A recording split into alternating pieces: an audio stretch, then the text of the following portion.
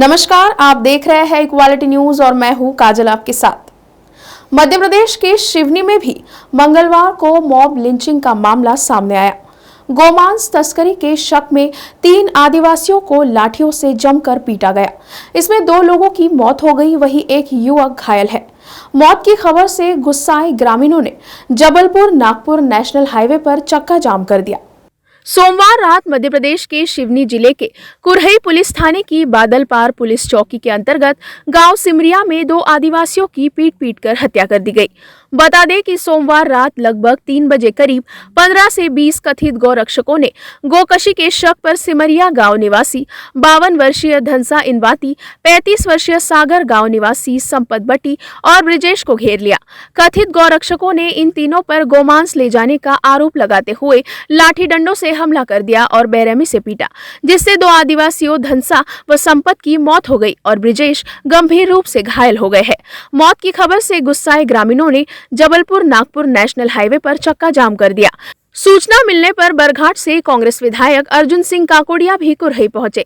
उन्होंने गुस्साए लोगों के साथ हाईवे पर बैठकर प्रदर्शन किया। विधायक ने आरोपियों के खिलाफ सख्त कार्रवाई की मांग की है। निर्दोष आदिवासियों के ऊपर बजरंग दल के लोगों ने आरोप लगाया कि वो लोग गौमांस लेके आ रहे हैं और उनको घेर के इतना पीटा कि वो वहीं जगह पे ही वो लोग अपना दम तोड़ दिए। उनकी पत्नी ने बचाने आई, उसकी पत्नियों के साथ में उसके कपड़े फाड़े गए, उसके साथ बदतमीजी की गई, उसको मारा गया और 1-2 लोग जो थे वहाँ पे उन लोगों के साथ बदतमीजी की गई और उनको मारा गया। ये स्थिति है, ये इस देश की स्थिति है। इन लोगों ने कानून अपने हाथों में ले लिया। कौन दोषी है, कौन क्या करेगा, कौन कैसे जिएगा, किस तरीके से रहेगा, ये बजरंग दल के लोग तय करेंगे।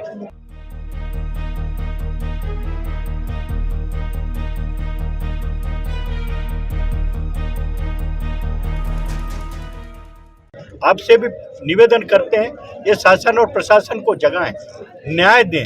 जिस तरीके से पूरे देश में बुलडोजर चल रहा है ये गुंडों के ऊपर, तो ये जो आदिवासी समाज के लोगों को आज जो मारा है इन गुंडों ने, आज उनके घरों को भी, उनके यहाँ भी बुलडोजर चलाएं, उनको भी नेस्त नाबूद करें। और वो जो दल है बजरंग दल इस तरीके से काम कर रहा है तो उसको प्रतिबंधित करें। इस मामले में 6 नामजद हत्यारों के साथ 10 अज्ञात हमलावरों की रिपोर्ट भी पुलिस थाने में दर्ज है। मामले पर विपक्षी दलों का कहना है कि राजनीतिक दबाव में पुलिस मुख्य आरोपियों को गिरफ्तार नहीं कर रही, जबकि पुलिस का कहना है कि इस पूरे मामले में 9 आरोपियों को गिरफ्तार कर लिया गया है। कुरही थाना प्रभारी का कहना है कि मौके से लगभग 12 किलो मांस मिला है, जिसकी जब्ती बनाकर जाँच के लिए फॉरेंसिक लैब भेजा जा रहा है। आरोपियों को जल्द गिरफ्तार कर लिया जाएगा। 6 बजे के बीच की घटना है। कुछ 15 से 20 के बीच में लड़के थे जिन्होंने 2 आदिवासियों को गौमांस के साथ पकड़ा था। 10 किलो गौमांस था करीब, और उसमें पकड़ के पुलिस को सूचना ना देते हुए इनने उनकी पिटाई की, जिससे सुबह उनकी मौत हो गई। 2 लोगों की मौत हुई है और इसमें पुलिस ने तत्काल 7 साढ़े 7 के आसपास FIR दर्ज की और 1 आरोपी को भी गिरफ्तार किया गया है। 3-4 संदेही भी पुलिस की हिरासत में है। शेष आरोपियों की तलाश की जा रही है। 3-4 टीमें बनाकर अलग अलग क्षेत्रों में भेजी गई है। शीघ्र उनकी गिरफ्तारी की संभावना है। गौमांस जब्त किया सर पुलिस ने? 10 किलो गौमांस जब्त हुआ है। सर, एक बजरंग दल का नाम आ रहा, श्री राम सेना का नाम आ रहा, तो उनसे कुछ कनेक्शन है सर आपकी? नहीं, नाम आ रहा है लेकिन अभी ये इसकी पुष्टि होनी शेष है। लड़कों को जब गिरफ्तारी हो जाएगी उसके बाद ही इस पर कुछ कहना संभव हो पाएगा। हालांकि इनके नाम तो आए हैं कि ये इन संगठनों से जुड़े हुए हैं। वहीं जहां शिवराज सरकार आदिवासियों की हितैषी होने का दावा करती है, वहीं प्रदेश में आदिवासियों पर अत्याचार चरम पर है। शिवराज सरकार आदिवासियों की रक्षा नहीं कर पा रही है, इस तरह के आरोप विपक्ष द्वारा लगाए जा रहे हैं। कुरई में जो आज मॉब लिंचिंग का केस हुआ है, आदिवासियों पर सीधे तौर पे आए दिन जो अत्याचार होते आ रहे हैं उन्हीं में से एक है, जिसमें 2 लोगों की हत्या हुई है और एक गंभीर रूप से घायल है। ये इसकी जितनी निंदा की जाए शिवराज सिंह जी की सरकार की उतना कम है। ये अपने आप को आदिवासी की हितैषी के होने की बात तो करती जरूर है, लेकिन सिर्फ दिखावा है। सिर्फ इवेंट्स करके आदिवासी को हितों की बात नहीं कर सकते, जैसे कि भारतीय जनता पार्टी की सरकार कर रही है। उनको इस प्रकार से जो घटनाएं हो रही है, मॉब लिंचिंग की घटना हो रही है, साथ में जो प्रताड़ना की घटनाएं हो रही हैं, उन पर कार्यवाही करनी पड़ेगी। आप देखेंगे एनसीआरबी की रिपोर्ट में मध्य प्रदेश सबसे ज्यादा केस वाला है जो आदिवासियों पर अत्याचार हुए हैं या आदिवासियों के कैदी हैं। ये कैसे है? ये सीधे तौर पे आदिवासियों पे एक प्रकार से अत्याचार की जो घटनाएं हैं, जिस प्रकार से यहां पर होती है और उन लोगों पर कार्यवाही नहीं होना, इसका एक परिणाम है। और ये घटनाएं लगातार धीरे धीरे बढ़ती जा रही है मध्य प्रदेश के शिवराज जी के सरकार के समय पे। मैं बिल्कुल सीधे तौर पे निंदा करता हूं और ये इवेंट्स पे ना जी के वास्तव में धरातल पे काम करे शिवराज सिंह जी, यही मैं बात कहना चाहता हूं। और जो लोग भी हत्याकांड में शामिल हैं उनके अगेंस्ट में सख्त कार्यवाही की हम बात करते हैं। हम सभी आदिवासी विधायकों ने इस पर सख्त नाराजगी दर्शाकर और हम चाह रहे हैं कि इस पर बिल्कुल सख्त तरीके से न्याय हो। और हम कह रहे हैं ये बुलडोजर की सरकार कहने वाली सरकार का बुलडोजर शांत क्यों हो जाता है जब इनसे जुड़े हुए कार्यकर्ताओं की बातें आती है।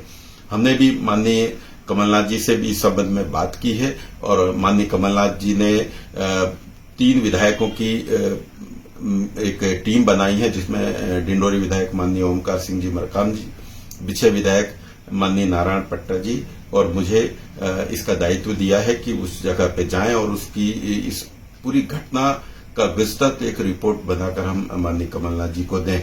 और इसके साथ में मैं सीधे तौर पे कहना चाहूंगा, आदिवासी समाज का मैं प्रतिनिधित्व करता हूं, सीधे तौर पे शिवराज सिंह जी को ये जितने भी दिखावा हो रहे हैं, इन दिखावा को राजनीतिक रूप ना देके हुए सीधे धरातल पे आदिवासियों के हित के लिए, उनके न्याय के लिए, उनके रोजगार के लिए काम करना चाहिए। बहरहाल जिस तरह विधायक जी ने ये कहा, क्या उसी तरह अपराधियों के घर पर शिवराज सरकार बुलडोजर चलाएगी? ये देखने वाली बात होगी। देखा जाए तो देश में भीड़ के हाथों हत्या यानी मॉब लिंचिंग के मामले में हुए इजाफे में बहुतों को परेशान कर रखा है, लेकिन अभी तक मॉब लिंचिंग के लिए कोई विशेष कानून नहीं बना। हालांकि जुलाई 2017 में सर्वोच्च न्यायालय द्वारा राज्यों को हर जिले में विशेष रूप से मॉब लिंचिंग से जुड़े मामलों में निपटने के लिए नियमित फास्ट ट्रैक कोर्ट स्थापित करने का निर्देश दिया गया था, जिसके बाद केवल झारखंड एक ऐसा राज्य है जिसमें भीड़ हिंसा एवं भीड़ लिंचिंग निवारण विधेयक का मसौदा पारित करवाया गया। अभी अमेरिका में कुछ 1 महीने पहले ही Emmett Till anti lynching Act पास हुआ। अगर अमेरिका जैसे विकसित देश में लिंचिंग के खिलाफ विशेष कानून को पास करने में 122 साल लग जाते हैं, तो हमारे देश के हालातों को तो हम बखूबी जानते हैं। मॉब लिंचिंग पर रोक के लिए विशेष कानून की जरूरत पर आपकी क्या राय है, हमें कमेंट करके जरूर बताएं। अभी के लिए इतना ही, आपसे फिर होगी मुलाकात। तब तक के लिए आप देखते रहिए इक्वालिटी न्यूज। खबरों की और भी जानकारी के लिए आज ही हमारे फेसबुक पेज को लाइक और फॉलो करना ना भूलें। साथ ही हमारे यूट्यूब चैनल को सब्सक्राइब करें।